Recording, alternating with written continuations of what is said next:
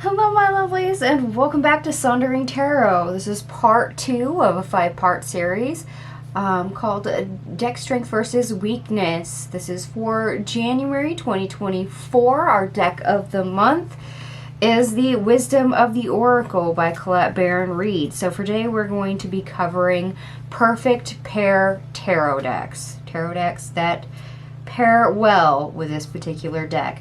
And I only have about 8 decks to show you, and only 2 are indie.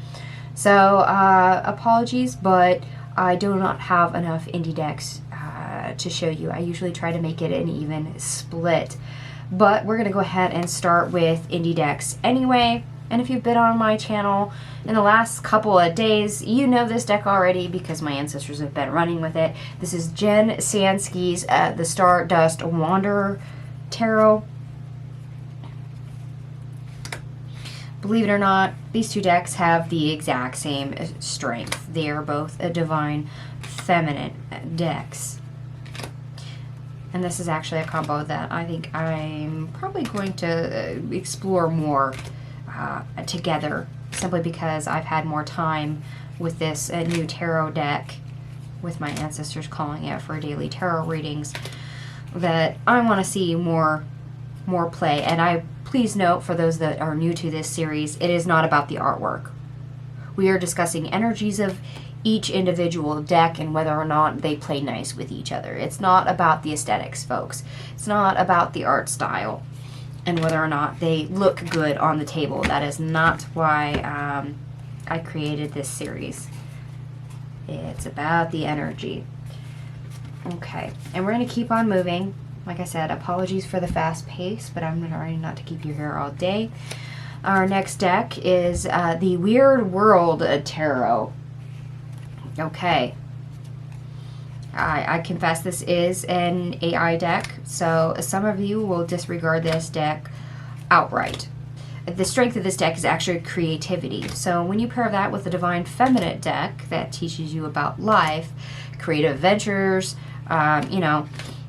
aspects that you could take projects to, or creativity, imagination, that kind of aspect, and what that means for, say, like your relationships rather than career or hobbies, kind of makes this an interesting pairing for something different. All right, now we're going to move on to mass market. Like I said, I only have a couple of the indie. Now, I showed this deck to you in part 1. This is the Druidcraft Tarot. And I showed it to you because this was a deck that I could use in place of the weakness of this deck. The Wisdom of the Oracle has the strength of Divine Feminine, but it has the weakness of Shadow Work. The Druidcraft has the strength of Shadow Work. So the fact that these 2 decks pair is fantastic. Why? Because if this deck can't cover the shadow work area, this deck, whose strength is shadow work, that can pair and work with it together, will fill in that gap. That is fabulous to have. Fill gap decks are kind of essential if we're needing more variety, and having decks that don't clash, that can be fill gaps, actually are desirable and well utilized if you are aware that that's what that deck is. And if anyone else knows of a fill gap deck like the Druidcraft for Wisdom of the Oracle, by all means, let me know in the comment section down below. Okay. The Tarot of Dreams by Chiro Marchetti. This is a newer deck to my collection. Yes, this deck does have additional cards. I will tell you that as a mass market up front. Reminder again, this is about the energy, not the aesthetics, because these 2 decks are nowhere near each other. And yet, these 2 play off each other fairly well. These 2 decks have a lot of insight with the way they speak and move with each other on a table. So, go ahead and if you've got both of these decks, give them a try. And let me know what you think if you've never tried to pair them together. Okay, moving on to our next mass market. A lot of you will also recognize this deck because this is the Muse Tarot by Chris Ann. And yes, the aesthetics are wildly different. Not only does this deck have a renaming of the suits, but it's more of a collage-y media type deck. And it does have landscape cards. That may be a turn-off. The kings and the deck are landscape. Just so everyone is aware that that's not a misprint. That is how the deck is for those that have never seen it. But the Muse Tarot has multiple strengths. One of them, I'm going to spoil alert, I'm going to give you the first one, connections. So a deck that can make connections with an oracle deck that covers divine feminine energy and has so in-depth meanings for different areas in the guidebook, these two are awesome together.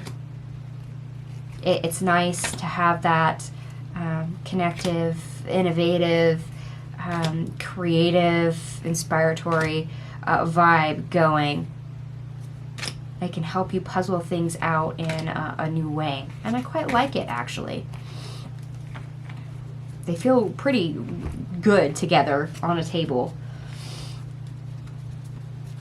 For those of you that maybe don't like so much color, here we have Anturians. This is the Tarot of the Abyss. Yes, this deck also has additional cards. Just so you know, it is also a monochrome deck. It is purely a black and white, kind of a sketchbook style artwork. So, drastically different. However, both of these decks have the same strength. They are both divine feminine decks. So if you need a divine feminine tarot to go with this particular oracle, this actually might be your cup of tea. Especially if you are one of those people that like an additional 3 of Swords or additional 10 of Swords, because the Tarot of the Abyss has that. It has additional cards, which can be useful in a reading. Alright, another deck that is mass market with the same strength is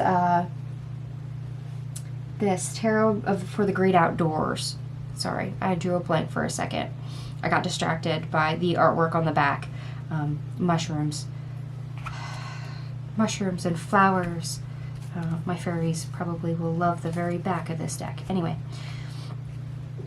as much as this is a very earthy feeling deck, both of these decks have the same strength. They're both divine feminine decks. And what's nice about the Tarot for the Great Outdoors is these are scenes from U.S. national parks. And yes, it does, for the majors anyway, does say the national park on it. So like this is Temperance and it says Zion National Park. I don't know if my camera focused on that enough for you to read it, but it is there. So that's an interesting a combo. Fair warning though, when it comes to the Tarot for the Great Outdoors, because this is the first printing, I do believe, and the cardstock is really thin, very flimsy, so that may turn a few of you off even as an option. But since it is there and it is obvious, I'm going to give you that information.